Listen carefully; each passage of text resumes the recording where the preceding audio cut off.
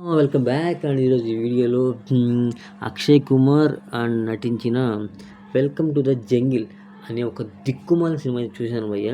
దయచేసి ఎవరైతే ఈ సినిమా చూద్దామని ఫిక్స్ అయ్యారో మ్యాక్సిమం అయితే స్కిప్ అయిపోయింది అనమాట. చూడటానికి సినిమాలో అబ్బో అసలు సునీల్ శెట్టి, అక్షయ్ కుమార్, వాడు వీడి ఇంతమందిని పెట్టిర్రు. సినిమా అయితే మాత్రం రోత కామెడీ వరస్ట్ అనమాట. అసలు ఇది కంప్లీట్లీ కూడా మనకి ఒక బుర్ర పాడైపోయే కామెడీ. ఇది ఒక ఎర్రి సన్నివేశాలు, అంత పిచ్చి సినిమా కూడా చెప్పుకుంటాకి. ఈ సినిమాలో ఒక్క సీన్ అన్నా బాగుందా అంటే అది ఏది బాగాలేదు. కంప్లీట్లీ ఇది ఒక CGI బేస్డ్ సినిమా ఇది. అండ్ అసలు ఎకిలి పుట్టించే కామెడీ, వెకిలి చేష్టలు, ఇంతమంది హీరోలు ఉండి కూడా ఈ అక్షయ్ కుమార్కి ఏం పని పడ లేదేమో.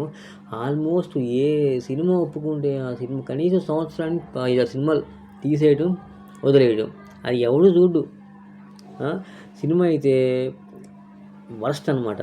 అసలు ఈ అక్షయ్ కుమార్ కామెడీ పీస్గా అవుతారు.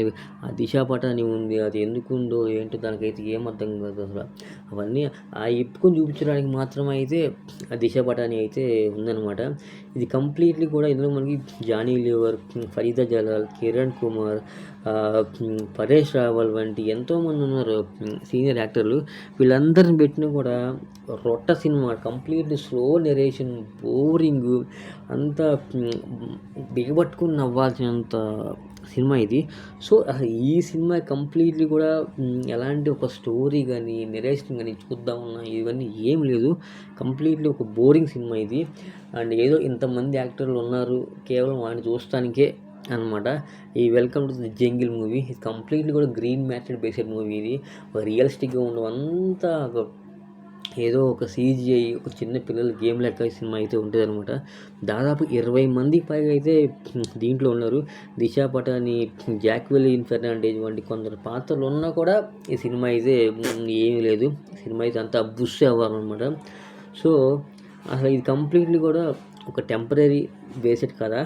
మీరు సినిమా చూస్తే అసలు దీంట్లో స్టోరీ ఏముంది, ఏమి లేదు. కంప్లీట్లీ కూడా గందరగోళం, ఏదో చేసేసి జనాలు నవ్వించేద్దాం అన్నట్టుగానే సినిమా తప్పితే అంతగానే సినిమా అయితే ఏమీ లేదు.